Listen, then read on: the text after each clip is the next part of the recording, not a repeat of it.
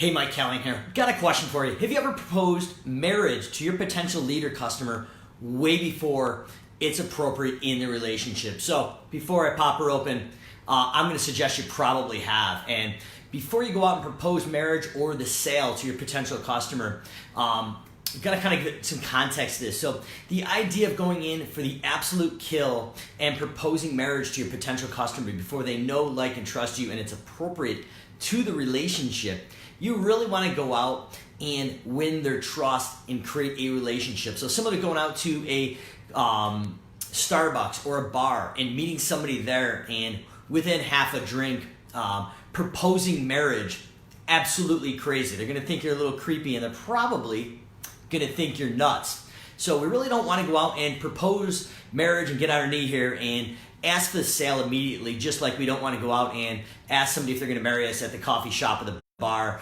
halfway through the first drink. What we really want to do is go in and be respectful to where they're at in your customer life cycle. And when you go in and hopefully organically you're going out and educating them and getting them to know, like, and trust you before they ever meet you. So maybe they're checking out with your friends and other people in your ecosystem and kind of asking about you, getting to know you. When they actually physically meet you and have some conversation, we're not going in for the kill and proposing marriage, but we're going to start to build a relationship. Same thing in the customer life cycle. When we go out and talk to our lead the first time, we really want to go out and differentiate ourselves, why we're not like everybody else in the bar or the shop, the coffee shop, and not as a sales play, but we're just going to be genuine in who we are and why we're different. And then we're going to go through in that customer life cycle and educate them and create a higher perceived value to the service and overcome any of those sales or price objections. So we don't want to go out and propose this marriage because we're going to be the creepy kid on the block. And instead of being the creepy kid, we're going to go out and through this education overcome any of the preconceived creepy notions of a contractor, because let's face it, most consumers don't trust themselves to hire a contractor, let alone if they do hire a contractor, they're not going to trust us. We want to be different. We want to be the anomaly in that coffee shop or bar. And then once we've built that relationship and we've submitted that estimate, we want to follow up in a very nurturing way and be there when they expect us to be there. So we're going to follow up in a process that we call 20 days to close. And that 20 days to close is purely just checking in a very personal way, not an automated way or a sales way, and saying, hey, do you have any questions regarding that estimate that we've submitted? Can I answer some questions? Hey, just checking back in. We haven't heard you for 10, 15 days. How's it going over there? So we're showing up just like in a relationship when someone's expecting a text message or a call or Facebook message. We're building that trust and relationship. And when we close the deal and we actually get that first date and we make the sale and the corresponding idea, we're going to go on and in the sales process and business, we're going to go through a welcome and wow process. We're going to acclimate them what to expect when they're working with us, just like in a relationship. We're building those foundations. And we're going to continue to nurture that relationship through a long-term relationship in an automated or manual process. And then finally, in the business relations part, we're going into an upsell. So when it gets to the appropriate point in the relationship, when we've built that trust and we know where they're at and they know, like, and trust you just in your relationship, now maybe it's time to pop this bad boy open when it's the appropriate time of the relationship to go in and take it to the next level. And in business, that's when you go in and start creating that client lifetime value and raising it. So kind of a crazy example. Ryan Dice spells it out best, but you got to give credit where credit's due. But the analogy would be is when you first meet somebody, you don't go for the kill, you don't propose marriage, you don't get on a knee. You go out when it's appropriate and you build that relationship, you create that trust, you keep showing up date after date after date and doing what you should be, just like you're hopefully doing in your service business through those gateway services. And then after the time is appropriate and the relationship's at that point, you go in and upsell additional ancillary services to raise that lifetime value. So kind of a crazy analogy, but hopefully it got your attention.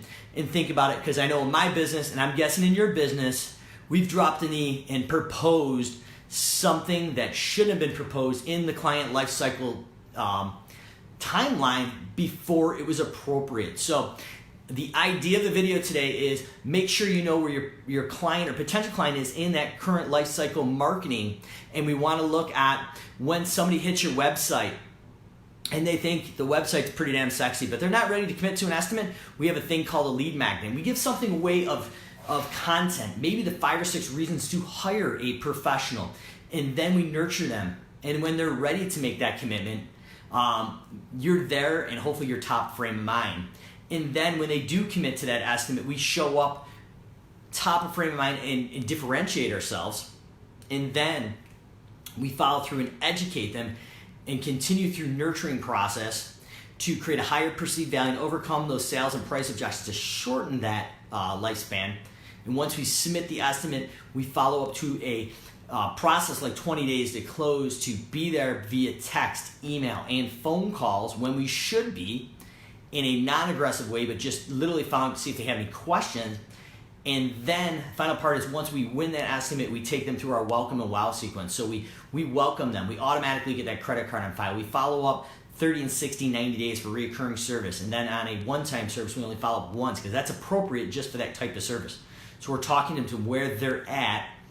And then we continue into a happy holidays, mid-month and beginning of month nurture as far as newsletters and educational upsells. And then once we have them in there, maybe 6 months, 12 months, whatever that looks like in that life cycle, then we go into a systematic upsell based on where they're at in that client life cycle and drop the bomb. And we get this out here and we go for the kill and we raise that client lifetime value for reoccurring revenue. So comments, questions, drop below. A little different approach at it, but I want to break it up and have a little fun with it. And hopefully we have some interesting comments and questions on have you ever proposed to one of your leads or clients right out the gate and been the creepy kid on the block? Because I know we all, at least in my ecosystem, we've done it. We've made that mistake, but when we were aware of where they're at in the client life cycle and we spoke specifically to where they're at in that relationship and handled it appropriate without a sales pitch, that's when our closing ratio to our sales went through the roof, and they knew, like, and trust us when we became basically friends through the service that we were providing. And you got to remember, 70% of all buying decisions right now are made before zero moment of truth. That's before you know that future consumer knows before you know who that future consumer is. So the whole idea is we've got to go out through organic content and be the topic expert, educate them with no sales pitch. So by the time they reach us and we know they exist, we've only got to cover that extra 30% gap through a reasonable relationship that doesn't have you proposing before you're done with the first drink.